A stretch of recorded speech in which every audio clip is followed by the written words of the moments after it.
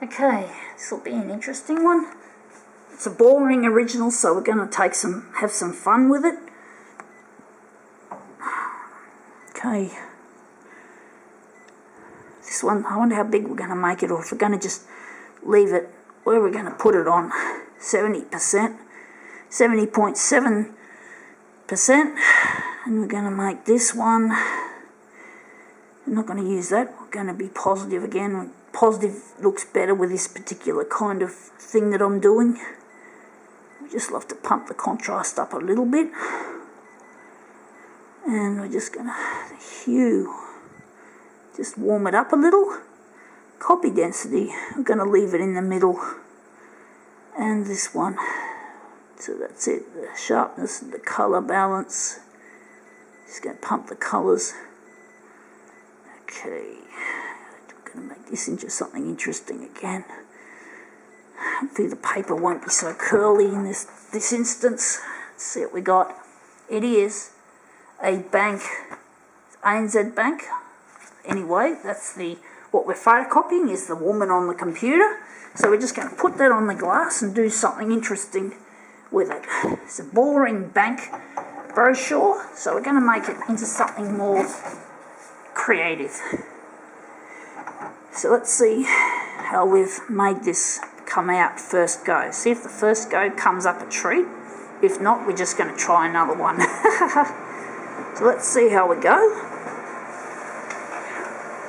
So we pump that out, and that does look very interesting. It's a very strange looking thing. It looks a bit too dark. But you see, I like those coloured bits there. They're really nice. But maybe we could lighten it off a bit, because if I copy that again, it's going to be too dark, chances are. So we're going to have to get in here and lighten it up.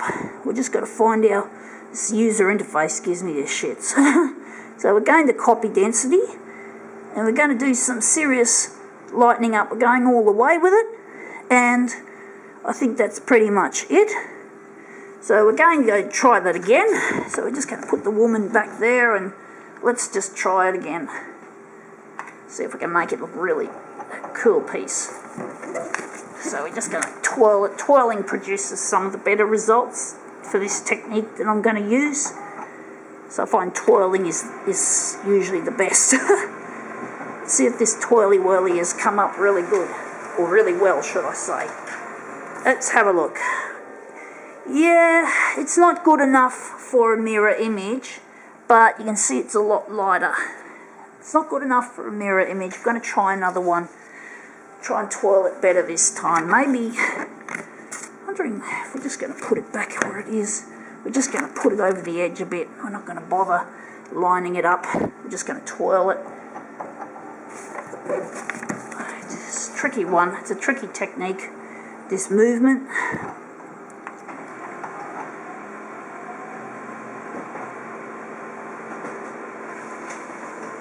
See if we've made that look better. It's not quite as satisfactory as I'd like it, but I can see something interesting. My sleeve from my jacket is producing these lovely little coloured bits, which look really quite nice, but I still haven't got the result that I'm quite looking for.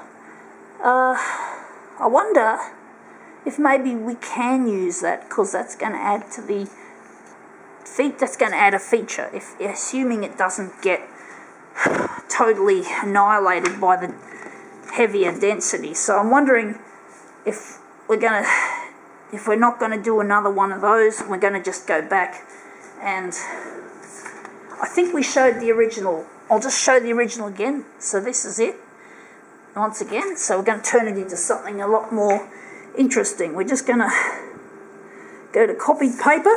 I don't know how this one's going to turn out. I don't know if we've chosen a shit original, but I'm hoping that my those sleeve patterns will show up. I don't want to make it lose that lovely pattern if we can avoid it, because it adds to the interest. So we're going to have to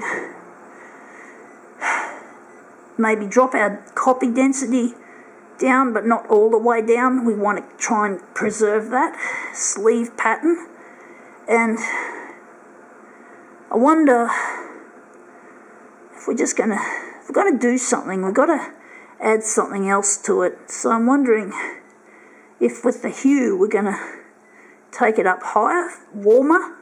So we're just going to leave it like that and see how we go to make a 4-way mirror image. I'm hoping that the colours will show up from my jacket sleeve.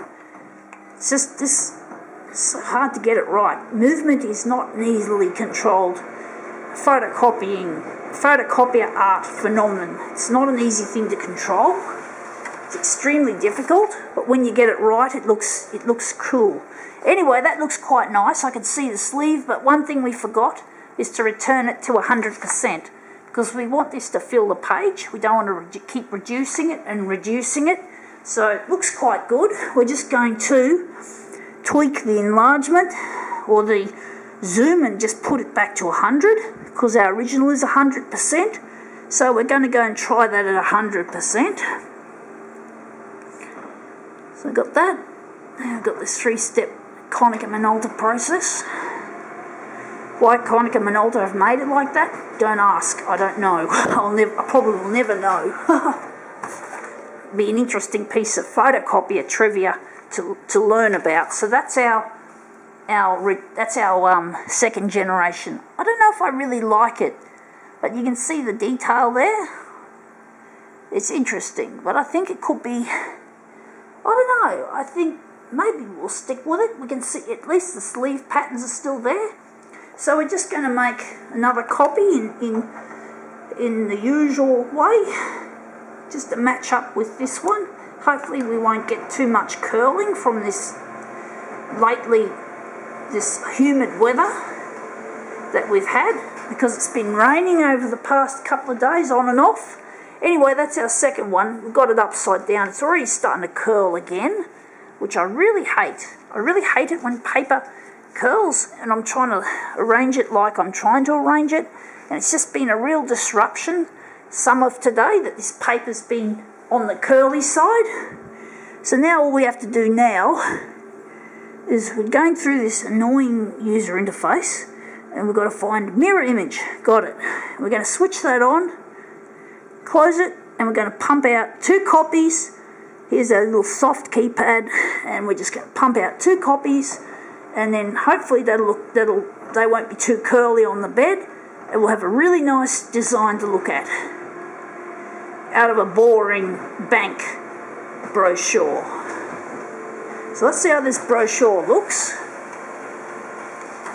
Okay, right, we've got the 2 mirrored images, so that one there and that one there. So we're just going to put carefully, you can just line it up against the edges that are not curled, and we're just going to line it up like that. So that looks like it's reasonable. So that's that's one mirror image, and this is our other mirror image. Turn it upside down, and we line it up again against the edges of the uncurled edges. Hopefully we can find the uncurled edges, which is really difficult. So we just line that up. It's not perfect, as you can see, but you can see that's what I was hoping would remain in play, the pattern of my jacket sleeve. So that looks, yeah, that's not too foul. It's not the greatest mirror image I've done, but I think we can say it's good enough. It's not too foul. Gotta go.